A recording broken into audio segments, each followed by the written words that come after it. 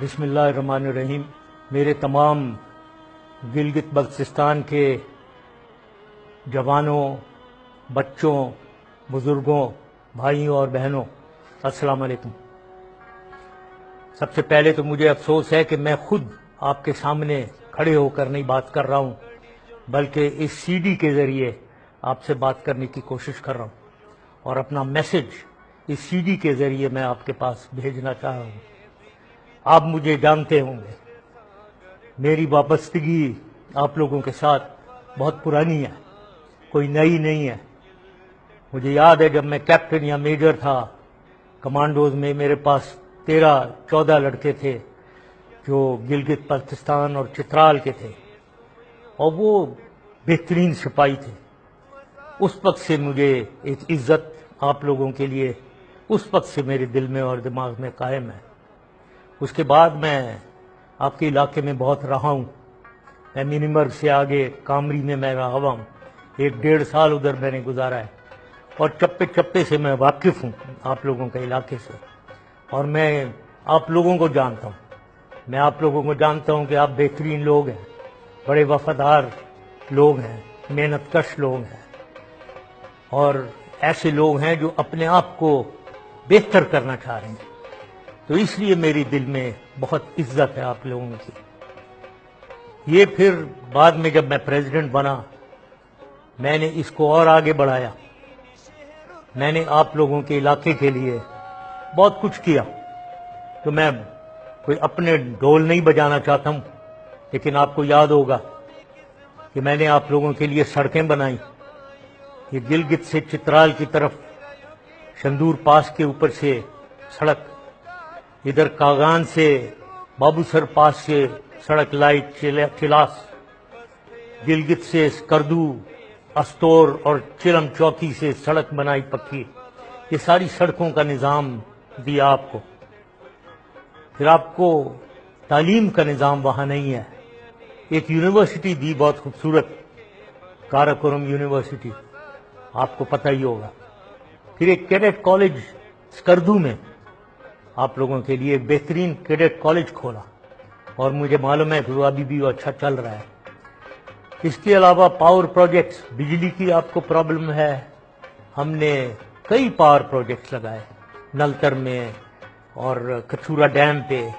یہ سارے پروجیکٹ آپ کی بہتری کے لیے۔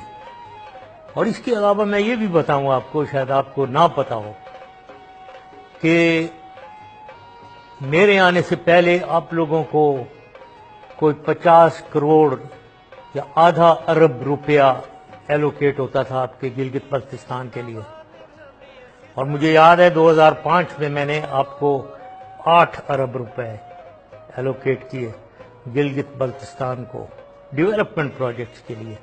اس لیے لوگوں کی زندگی میں بہتری آ رہی تھی، اور یہی راستہ ہے، کیونکہ پسماندگی کا شکار ہیں آپ لوگ، بہت دور رہتے ہیں، تو عام حکومتیں آپ کو نظر انداز کرتی تھیں، لیکن ہماری حکومت اور میں سمجھتا تھا آپ لوگوں کے لیے، آپ لوگوں کے ساتھ زیادتی ہے اور آپ لوگوں کو خاص توجہ دینی چاہیے۔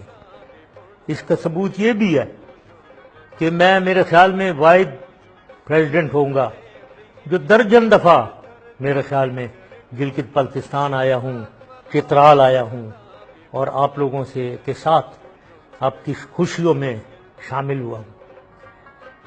اب سوال یہ ہے کہ آئندہ کا سوچنا ہے، آئندہ کیا رد عمل ہے۔ اب دیکھنا یہ ہے کہ آگے کا کیا ہے۔ آگے الیکشنز آ رہے ہیں، آپ لوگوں کو سب کو پتہ ہے۔ الیکشن میں ایک طرف وہ لوگ ہیں جو جھوٹے وعدے کرتے ہیں، دھوکہ دیتے ہیں، فریب دیتے ہیں، الیکشن کے زمانے میں آ کر ہزاروں وعدے آپ سے کر کے جاتے ہیں، کرانا انہوں نے کچھ نہیں ہوتا، نہ انہوں نے پہلے کبھی کچھ کیا ہے، کبھی نہیں کیا ہے، وعدے بڑے کیے لیکن کبھی نہیں کیا۔ اب ان کی طرف سے مجھے پتا ہو رہا ہے ایک خاتون یا ایک لڑکی آپ کی طرف آ رہی ادھر گلگت بلتستان میں ان لوگوں کے لیے ووٹ مانگنے۔ اب یہ وہ شخص ہے جس نے اپنے گاڈ فادر کو دھوکہ دیا ہے، تو آپ لوگوں سے کیا وفاداری اس نے کرنی ہے، کیا وفاداری کرنی ہے، کیا آپ کو دینا ہے؟ وہ تو اپنے گاڈ فادر کو، جیسے میں نے کہا، اس کو بھی دھوکہ دیا اس نے۔ اب میں اس کے بارے میں زیادہ وضاحت نہیں کرنا چاہتا ہوں، آپ نے خود ہی دیکھنا ہے کہ آپ نے کیا ان لوگوں کو ووٹ دینا ہے جو آپ کو جھوٹے وعدے کر کے چلے جائیں گے اور پھر بھول جائیں گے۔ پیسے ان کے پاس بہت ہیں، پیسے بٹوریں گے ہر طرف۔ آج ہی آپ لوگوں کو پیسے شاید دے رہے ہوں، بانٹ رہے ہوں، خرید رہے ہوں آپ کا ووٹ۔ یہ وہ ہیں جن میں سنسیریٹی، وفاداری نہیں ہے، نہ آپ لوگوں سے کوئی ان کی تعلق ہے، نہ رہا ہے پہلے کبھی۔ تو یہ ہے ایک طرف۔ دوسری طرف میرے نمائندے ہیں، میرے وہ نمائندے ہیں، ہو سکتا ہے ان میں سے کچھ آپ شاید کم جانتے ہوں، لیکن وہ مجھے یقین ہے وہ آپ کے لیے کام کرنا چاہیں گے، اور جب تک میں ہوں گا اور میں ان کے ساتھ اور وہ میرے ساتھ ہوں گے، وہ آپ کے ساتھ وفاداری دکھائیں گے انشاءاللہ تعالی۔ اب یہ وہ ہے جو کام کرنا چاہتے ہیں، اور مجھے معلوم ہے آپ لوگوں کی ضروریات کیا ہیں، جو ہونی چاہیے، جو ملنی چاہیے آپ کو۔ اور اگر 2008 کے بعد میں رہتا تو مجھے پورا یقین تھا کہ میں یہ ساری چیزیں آپ کے لیے کرتا۔ یعنی کیا؟ پاور پروجیکٹس ہیں آپ کے لیے، بجلی کی کمی ہے، بالکل اور بننے چاہیے۔ ادھر تو پانی پانی آپ کے علاقے میں، اتنے زیادہ بجلی کے پروجیکٹ لگ سکتے ہیں، لگانے چاہیے۔ پھر آپ کی یہ یونیورسٹی ہے، کاراکورم یونیورسٹی، اس کے کیمپس کھلنے چاہیے اور کھلنے چاہیے، ہنزا میں بھی کھلے، اسکردو میں بھی کھلے، زیادہ سے زیادہ کیمپس اس کے کھلنے چاہیے تاکہ تعلیم پھیلے آپ لوگوں کے علاقے میں۔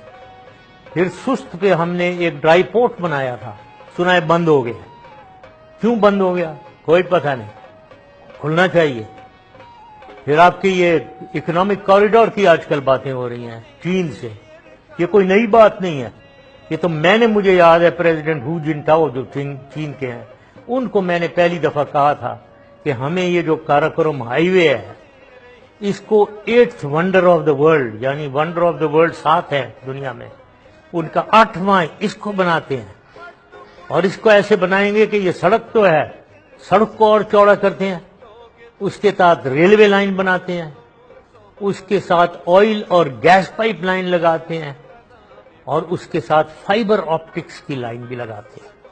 تو یہ ایک لنک پاکستان کا چین کے ساتھ، اور جب یہ ہم بنائیں گے ادھر چین کے ساتھ تو آٹومیٹک کرغزستان، تاجکستان اور قزاقستان کا بھی لنک اس کے ساتھ ہو جائے گا، یعنی پاکستان ایک ہب بن جائے گا اس پورے سینٹرل ایشیا اور چین کے لیے۔ اب اس کا فائدہ آپ کو ملنا چاہیے، آپ کے ایریا سے یہ سارا کچھ ہوگا، ہنزا سے آ رہا ہے، چین سے، ہنزا سے، آگے گلگت سے، اس کے بعد نیچے جا رہا ہے، تو اس کا فائدہ آپ کو ملنا چاہیے۔ آپ کو اس کے بدلے میں جو بھی یہ ہو رہا ہے، اس کی جتنی اکنامک ڈیولپمنٹ ہے، اس کے فائدے میں آپ شریک ہونا چاہیے آپ کو۔